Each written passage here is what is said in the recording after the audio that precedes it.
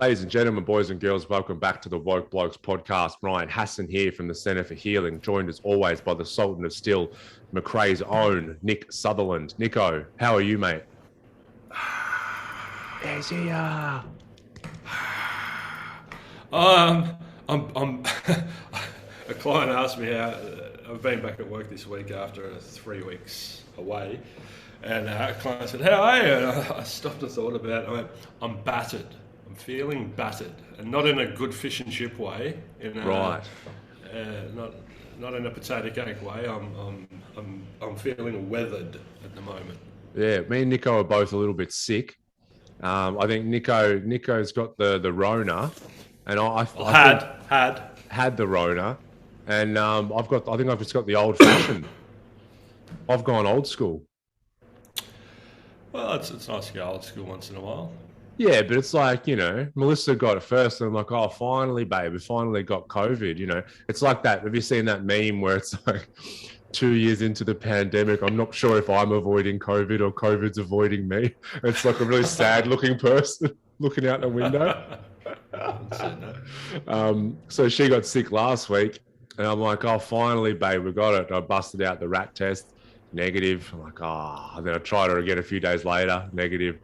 And then I got it after her, and then I tested negative as well. So, well, M tested negative, and then a couple of days later tested positive. I tested positive straight off the bat. So yeah, it's all over the place, mate. It's strange. My mate up north in Queensland, he had it. Our mate Drew Wild, who's been on our show, and yeah, he got it, tested positive, and then he went to get the blood test for the antibodies. And they're like, no, you never had it. He's like, oh, for God's sake. I don't know. I don't even have an opinion on it anymore. Let's talk about what you've been up to, Nico. You've had a big, you're battered not just from being a little bit crook, but, you've been up north for a few weeks, and you just got back down home. And what's been happening? Let us all know.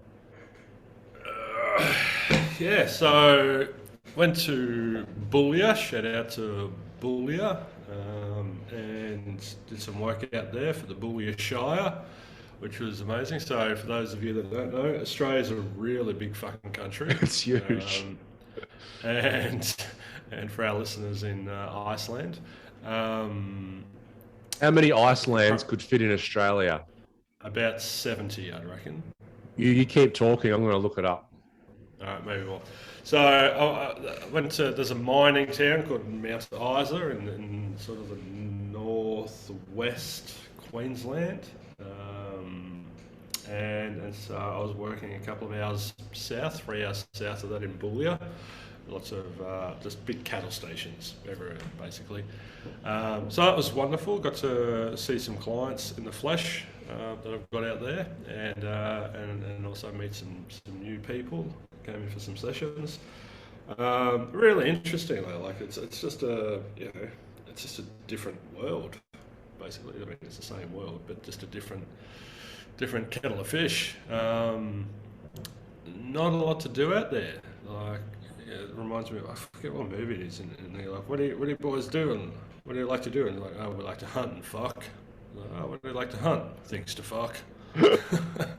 It's a little bit that way out there. So, lifting the lid on it and talking to people. That people just haven't opened up. People have been carrying stuff around for years. There's a lot of a small town. Everyone knows everyone's business. There's a lot of gossiping. There's a lot of jumping to conclusions. There's a lot of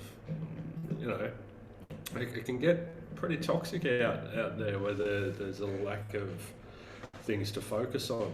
Oh yeah, I've seen, we've had, many clients over the years from, more remote parts of the country. And yeah, you find in those small towns, you'd think, small, tight-knit community, there'd be more open dialogue, but there's actually not, because, everyone's ashamed. They are. Then like if there's some, skeleton in the closet, then they're like, oh, if it gets out, the whole town will know, and that's a bad thing. And so everyone's trying to keep their skeletons in the closet as best they can, and it's really unhealthy. Yeah. So hopefully we get to go back and do some follow-up work there. That'd be awesome. And then went up to Mount Isa. I've got a client up there. Shout out to Tonka. Amazing man. Raised $100,000 for the TX Foundation. It's the Trademark boys, Dan and Ed. It's their foundation. So he raised $100,000 for them, which is a massive effort. So Tonka started working with me. Should get him on the show actually. And yeah, he was really in bad shape, and he's done such an amazing amount of work on himself, and he's really an advocate for this sort of stuff now. So he rounded up a heap of folk, and I did a presentation with him sort of sitting up there with me and chatted about his stuff, and that went down really well. Got lots of really positive feedback from that. Awesome. So while we're up there, we also had a meeting with a mine out at Cloncurry, because the miners are experiencing a lot of discord. So I had that and just sent off a proposal to do some work out there. Just feel like I'm planting all these seeds, and I just have to be. I said to Em, we've got to be careful what we manifest, because if all of this stuff bears fruit, you need another one of you. I don't know if I've got enough fruit pickers. So, so we're training Dan up. Dan's coming in April, so Dan will be sort of officially on board in mid-April. Wonderful, which is great. But yeah, so after working up north, went to the property in Agnes Water. It's beautiful how people's minds work. So last time we were up there just before Christmas in December, the neighbours were saying, "Oh, when you come back in February, it's going to be wet. The road might even be flooded. You might have to, the dams will be full. Everything will be really wet."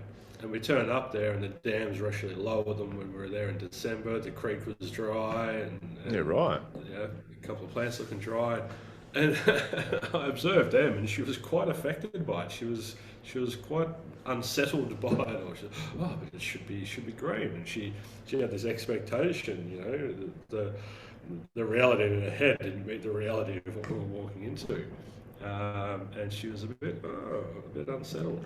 And she said, should we even go ahead with our plans here? Because what if we're in a drought now? Are we in a drought? And I said, honey, you just calm your farm a little bit. Right? The worst case scenario. Yeah. And that night we got pumped with 200 mil of rain in one night. She slept through the whole thing. She had earplugs in. And she wakes up in the morning and she's like, "Oh, morning, walking around." I've been up all night plugging holes in the caravan and just couldn't sleep because this is like, yeah. And she wakes up, and I made her a coffee and I said, "Come for a walk, hun." She's like, "Oh, did it rain a bit last night?" I said, "Come have a look at this." The creek at the front is flowing over our driveway. It's just absolutely pumping. The dams are chockers, and she's like, "Oh my God, what happened? When did this?" The drought finished.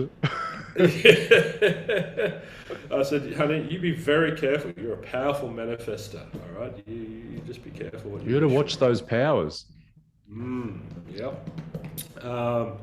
So we sort of got, we got locked in. We couldn't, the road was damaged at the front, and the creeks had flooded some of the roads. So we needed to get from Agnes Water, which is about 4.5 hours north of Noosa, this is the sunny coast. We had to get down to the sunny coast for a friend's birthday, and so we found a back way out of Agnes and got down as far as Gympie. And then, I don't know if anyone was watching the news, but Gympie, the Mary River in Gympie, went from 8 metres to 24 metres or something. Yeah, we've had here in Australia, we've had some of the biggest floods in history down the east coast of Australia at the minute. So that's what a lot of people are dealing with in that region.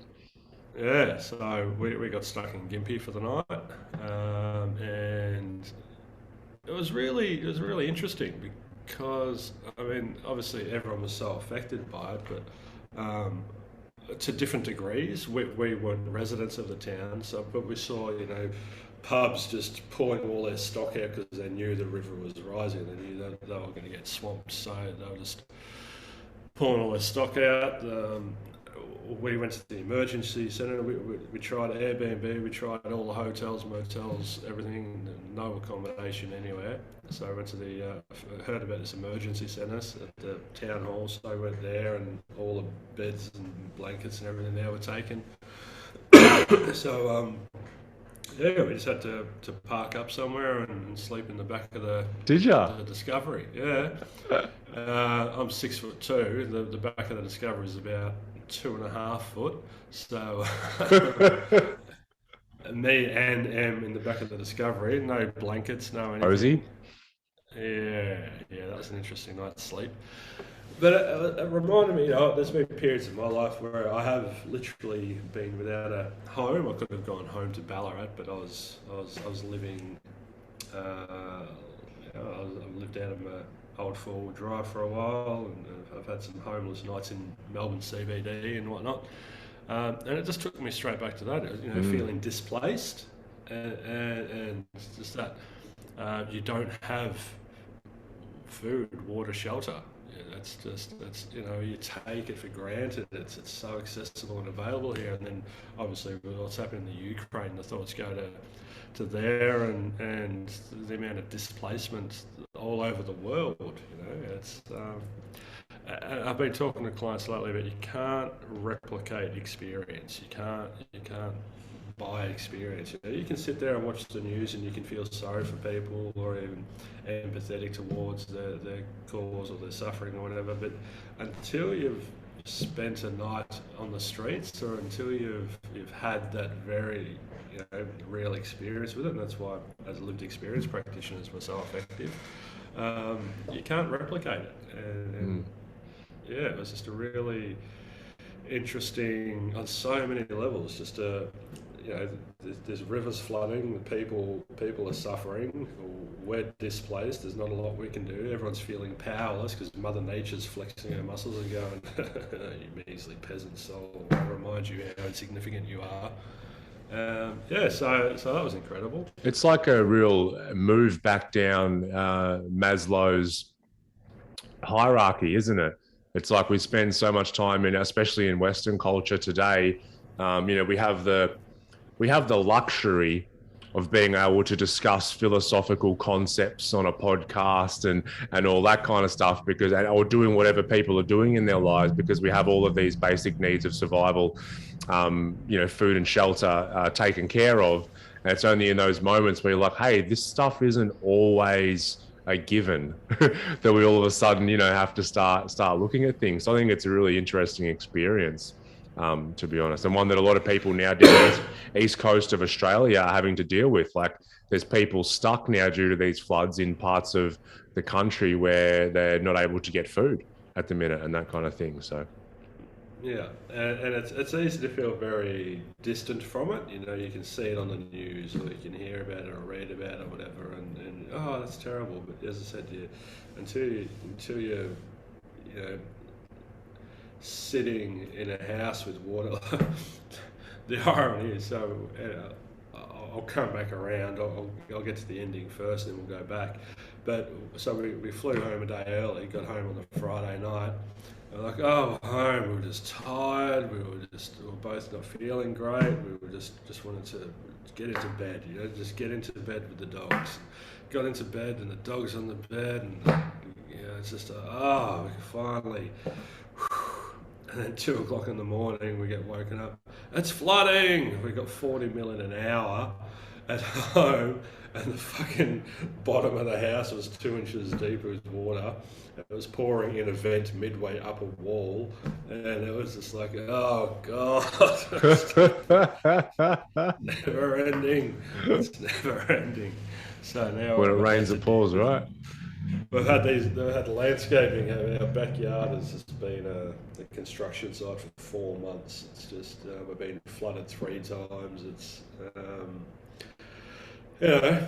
so we're going back to Gympie, and we just when we were there, so we spent the night in the car, and the next morning, Evan put out a bit of an SOS call to friends and family. Is anyone in the area know anyone where we could stay or whatnot? We didn't know how long we were there for, and yeah, got a phone call from this lovely lady, Rita, and she said, yeah, I'm here, I live by myself, got a spare room, come and stay. And we're like, oh, wonderful, thank you.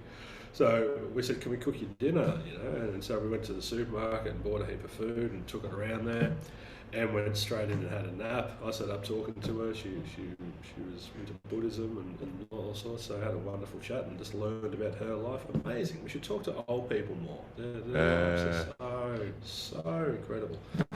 Let's circle back to that, because I had that thought this week as well. Go on. Yeah, okay.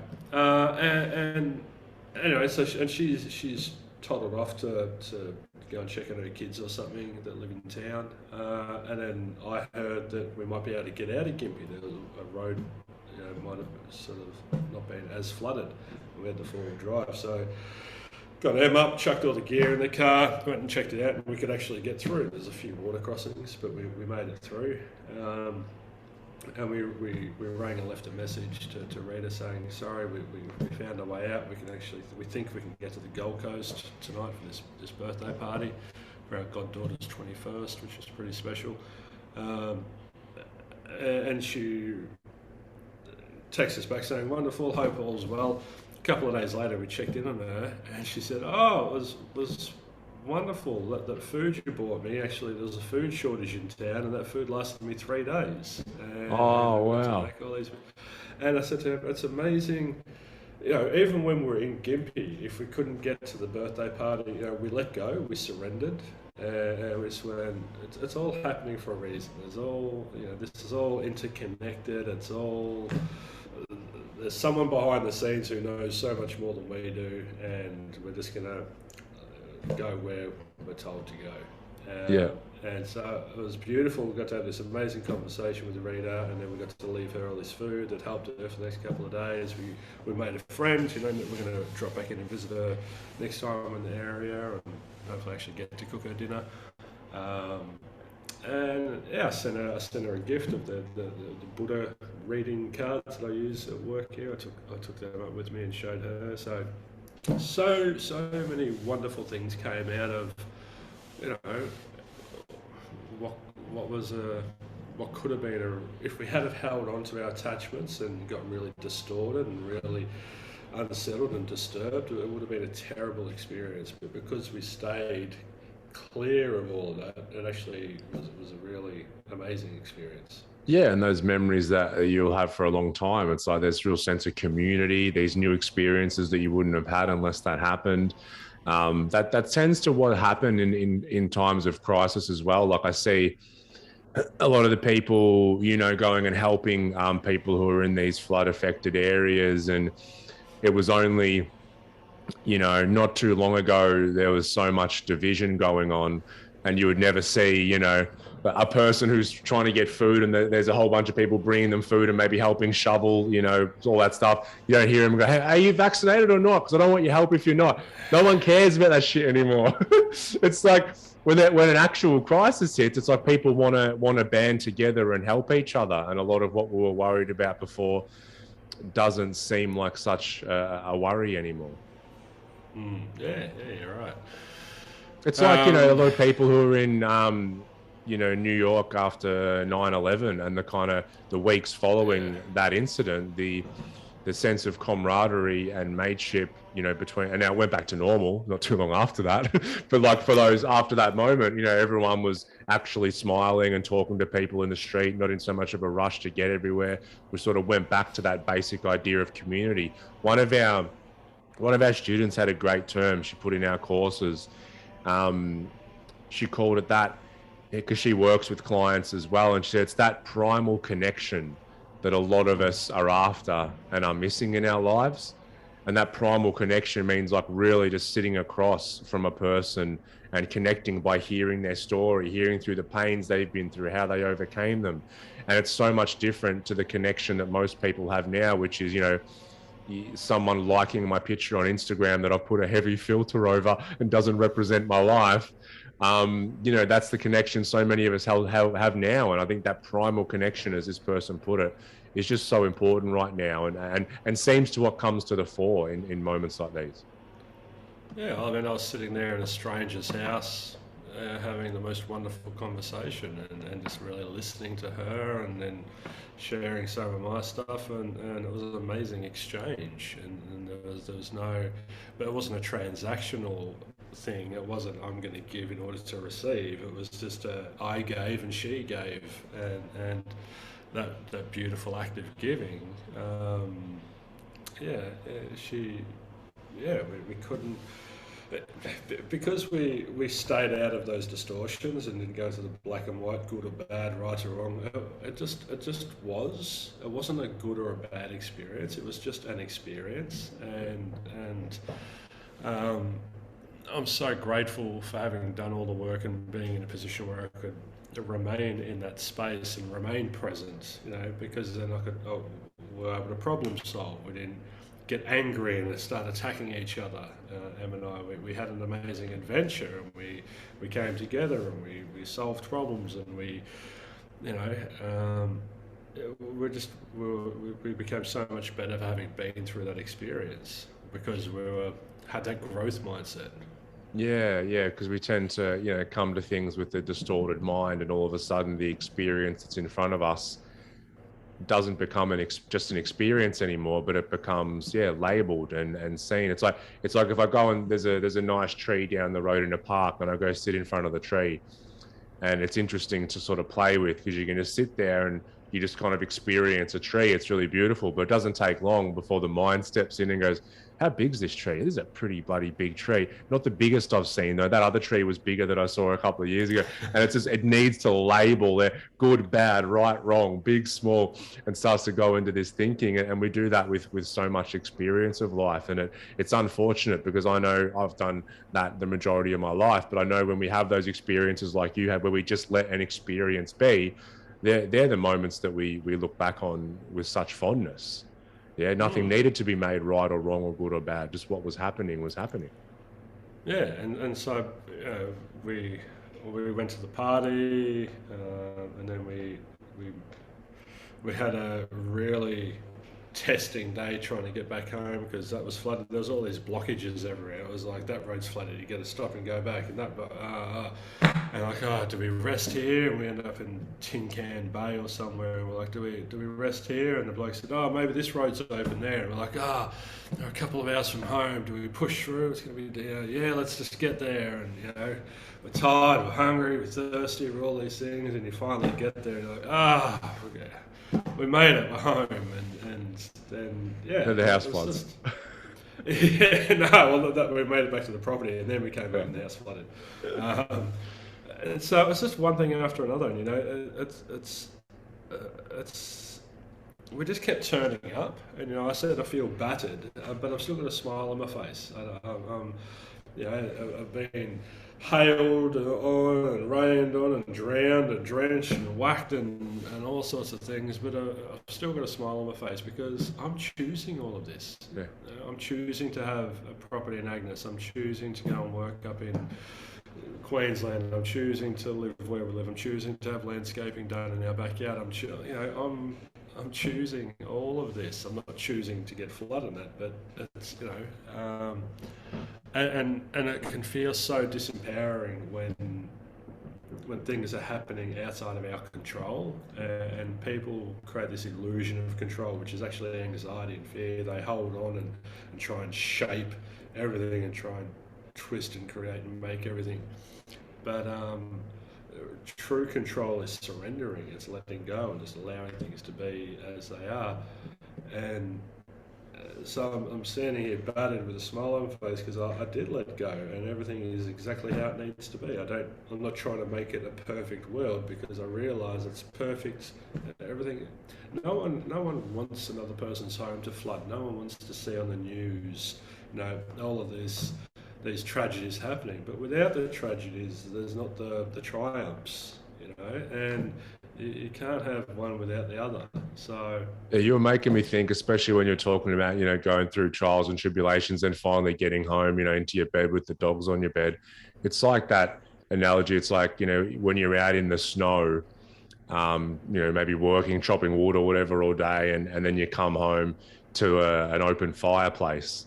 And it's like that open fire, like if it was middle of summer outside and everything, and I came into an open fireplace, I mean, it might be okay and nice, but if you've been out in the snow all day, that fire is magic. You can sit in front of it and appreciate it so much, but you wouldn't have had that unless you had the other contrast first. You and I went down to Barnbougle golf course in Tasmania and spent an amazing 3 days there, and we were blessed with the weather there. We were absolutely blessed. It was wonderful. I went there with some friends a couple of years earlier, and we weren't blessed with the weather. We had the absolute opposite. We had 60 mil in a couple of hours. It was coming sideways, no umbrellas. It was just torrential. It was freezing. Fuck, it was freezing. And it just turned into a round of survival. We forgot about scoring. It was just see ball, hit ball, huddle and sort of try and inch forward. And that was only on the front nine, right? So we make it back to the clubhouse, and we go inside, and we're just like, and there's this roaring fireplace, and there's just this bar there with hot chocolate, and it's like, and we get in front of the fire, and instantly steam starts pouring off us. And we're like, and we had this cup of hot chocolate, and we were in there for about 10 minutes, and everyone started to get comfortable. I'm like, no, don't get comfortable. Don't get lured into that. We're going to go back out. We've got another 9 holes to play. If we get too comfortable, then we're going to go out comfortable and get absolutely smashed again. We've got to get back out there now. And everyone's like, no, fuck that. I'm like, come on, let's go. Played the back nine, got back into now we can get comfortable peeling layers of clothing off and just standing there in your jocks in front of this fire and still steaming. a cup of hot chocolate in each hand, like double parked with hot chocolates.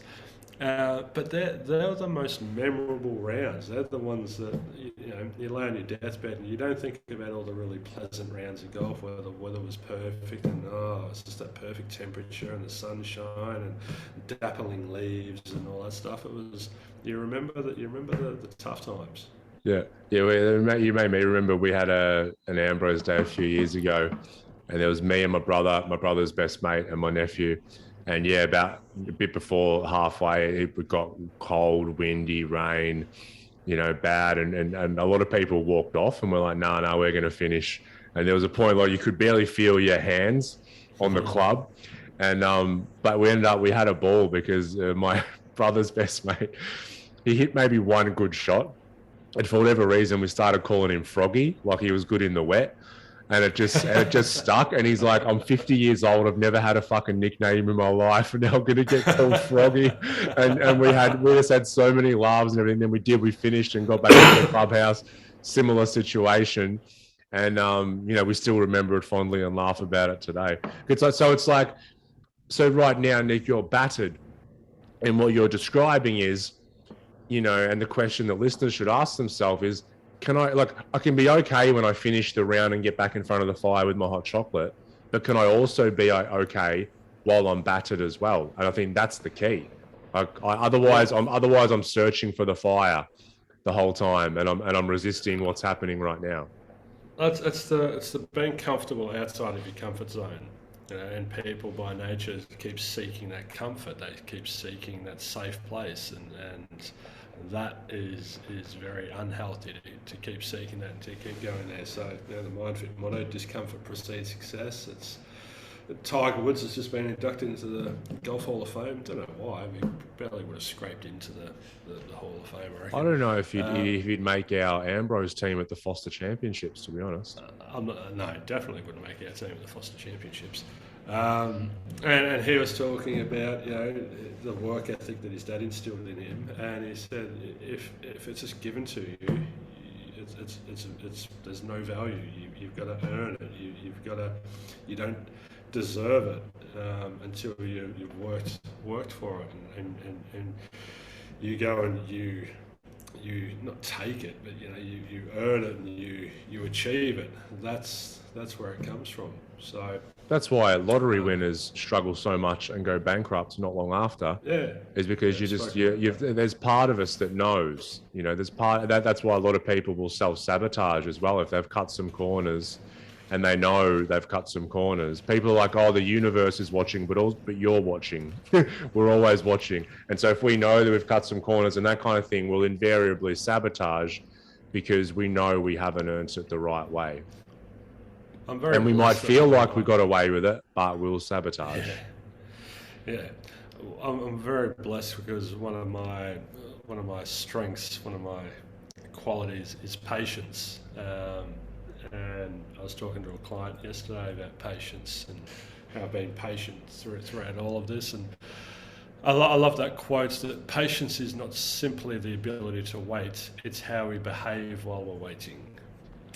Ooh. So patience isn't a passive exercise. It's an active exercise. Patience isn't just sitting there waiting. It's what we do while we're waiting, how we behave while we're waiting. And I looked up the definition of patience, which I'd never done before. And it is the capacity to accept or tolerate delay, problems, or suffering without becoming annoyed or anxious. That's great. I love that quote. I think that's fantastic. Yeah. So in that, the capacity to accept, and we talk about accepting, surrendering, letting go of the expectations of what we would ideally like to be happening or what would be more convenient for us to happen. It's the ego. If you transcend the ego and just allow things to be, then you've got infinite patience because things aren't good or bad. They're not annoying or not annoying. They just are. And it's an amazing skill, and it is a skill that we can develop. Is this art of letting go, and it also speaks of equanimity as well, because equanimity means to remain calm and composed, especially in a difficult situation. So this is the capacity to accept or tolerate delay, problems, or suffering without becoming annoyed or anxious. They're very, very similar. They're very, very aligned, which I never. Well, it's like people say, well, it's not so much then I'm impatient or I'm not very patient, because we have to be patient. It's more just like, well, I'm just not doing patience very well because I can't. Well, like if I'm waiting for tomorrow, I can't make tomorrow come any faster. It just depends how I'm going to spend. What's my internal state going to be until tomorrow comes, and that will determine, I guess, the level of patience based on that definition. Well, for me, it comes back to the attachments of what you want, and the stronger the attachment, the stronger the suffering is going to be. So, we all have patience, but a lot of people are intolerant because they're not willing to accept that they're not going to get what they want when they want it. And so that attachment to the desire for things to be different creates all of that unsettledness within them. Unsettledness. I'd like your thoughts on something that I've been discussing with clients. We've touched on it before a little bit. When physical pain and emotional pain, right? When we physically touch something that hurts, we ouch, and we learn not to do that, because the human body is so fragile. I'm surprised more people aren't dying. It's so fragile. We can just cut it open, and all of a sudden we start leaking out and we die. So physical pain, we touch something, ouch, that hurts. It's a threat to our survival, and so we learn not to go near it. Emotional pain, discomfort or whatever, we tend to have the same reaction. I don't like that discomfort, I'm not going to go near it again. But the difference is our psyche is so much stronger than our physical being. Our mind is infinitely stronger than our body. Our body is super fragile. Our mind is super strong if we train it. and do what's required to get it feeling strong. So that one's life and death and the other isn't. You know, touching a sword is life and death. Getting told that you're a loser is not life and death. But people really struggle to distinguish the difference in two, or to separate the two, or to understand that one is life and death and the other's not. What do you think? I've got some thoughts on that.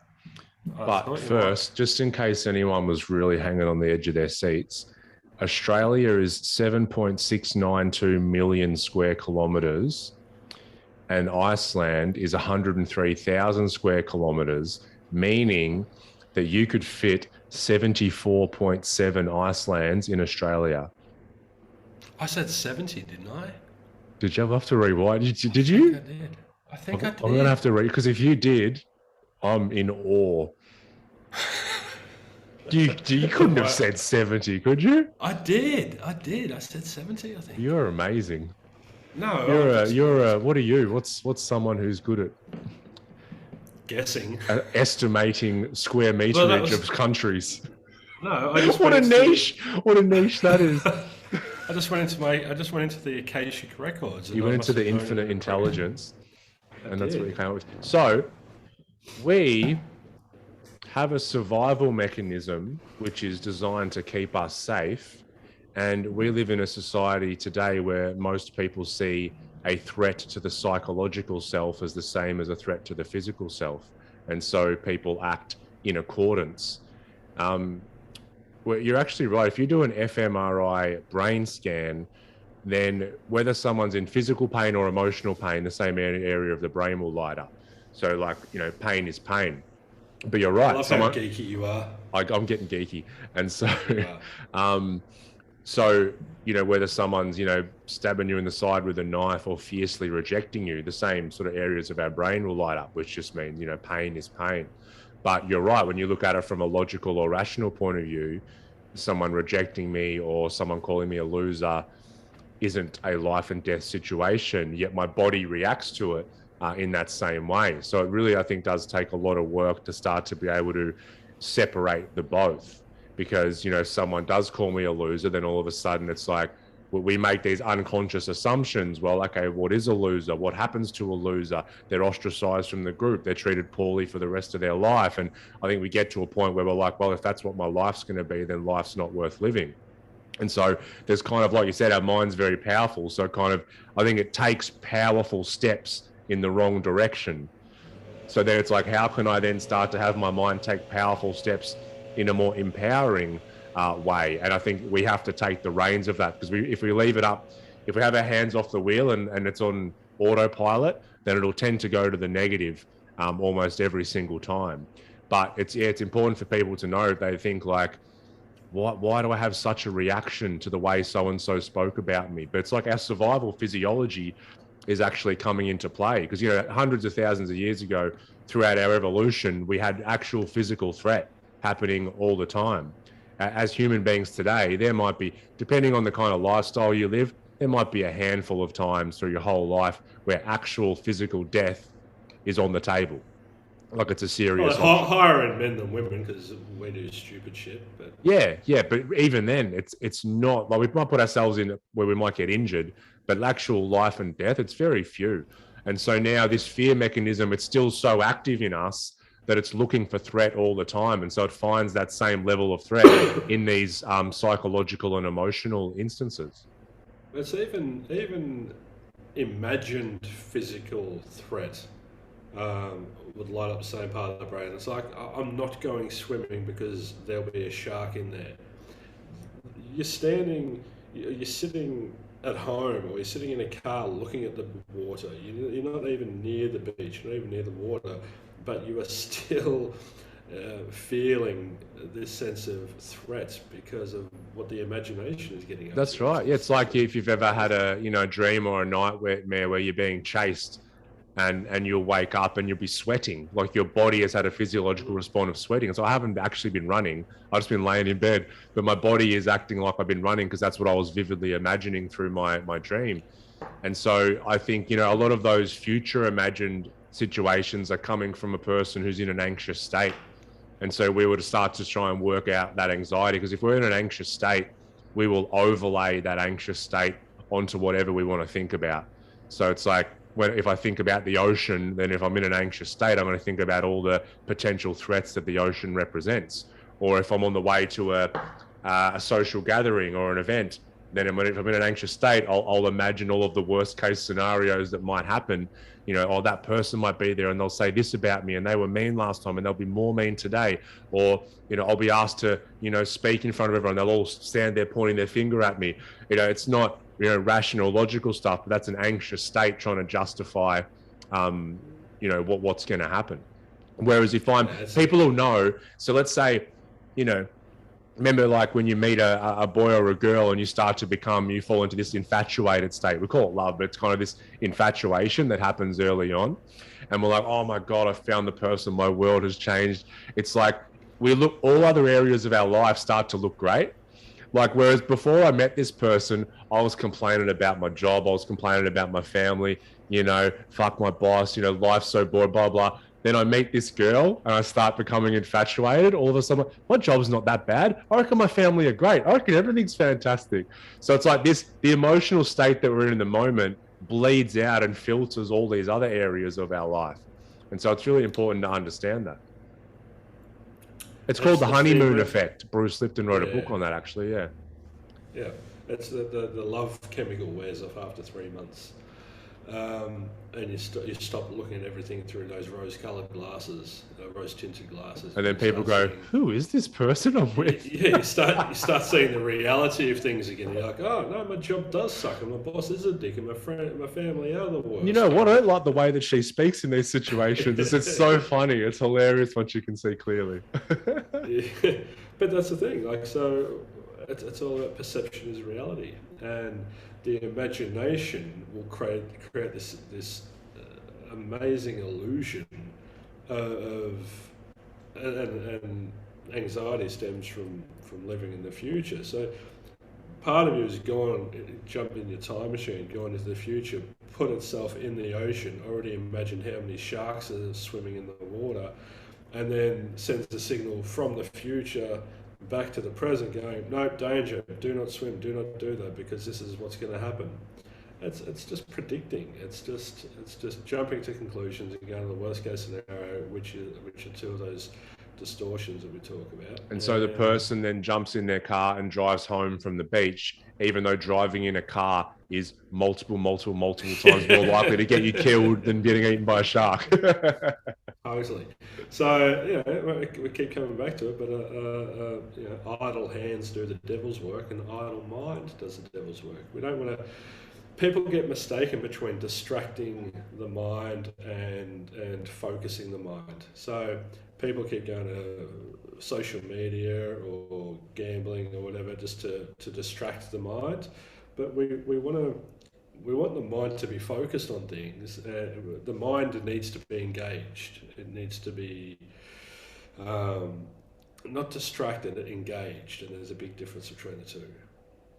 Yeah, I completely agree. So learning a new skill, learning to build a table. You're not good with your hands. It's about woodworking. You can jump on YouTube and watch a YouTube video, but you're not distracting. You're engaged. You're not just sitting there mindlessly, letting this stimulus hit your brain. You're actually engaged and part of that experience. Yes, engage and don't distract. I completely agree. All right, let's wrap that up there, Nico. We're going to jump off for a minute and then we're coming back to record another one with an amazing guest. Okay. I think that was great. I love hearing about that. I think the main takeaway, for me was that, and it's something that I'm working on myself constantly, is just in those moments where we're battered or whatever word that you want to use it. People say like, I'm in a rut or I've had a horrible day or horrible week or blah, blah, blah. It's like, can I let go of control and be okay with that, knowing that it'll turn around? Because it will turn around at some point. And then the question then will be, how did I spend the days, weeks, or months before this? Was I in resistance? Was I unnecessarily suffering? Was I complaining? And now when everything's going okay, is that the only fleeting moment of peace that I'm going to have before it all starts happening again? Because if you're okay with being battered, then you're generally okay with anything. And I think that's what we want to be, right? Yeah, but it's connecting to a deep sense of trust, and that trust that I'm going to be okay. Whatever happens, I'm going to be okay, and that deep sense of trust will get you through anything, and you can weather any storm with that sense of trust.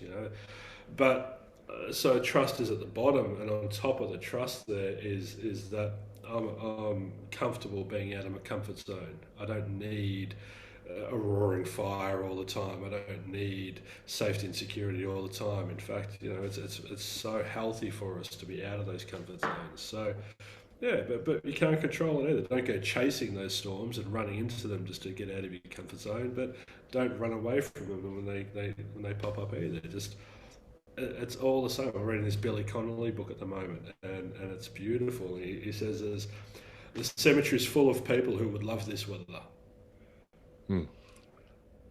Yeah, and it's so true. The cemetery is full of people who would love this weather. What people would give just to experience some rain dropping on their face. It's just because it's not aligned with what you had planned for that day doesn't make it a bad day. It just is. So we can all do well in letting go. Yeah, I love that. It's it makes me think of people who they'll have, let's say it's with a friend or maybe a partner, it could be a relative, and they have these kind of meaningless interactions with them, and then they pass away, and they'll say, "Oh, just give me one more moment with them," Yeah. It's have that, if you're going to play out a future scenario, play out that and go, I don't want to regret leaving things unsaid with people. Let's just say it now, Nan, Pop, I love you, whatever it is, just leave that stuff. Don't leave that stuff unsaid. I think that's really important. Imagine how many people calculate the amount of hours people would have spent on social media just mindlessly scrolling just for this year. That would be a fucking horrific stat. and then, just objectively, what could you do with those hours? How many lives could you change?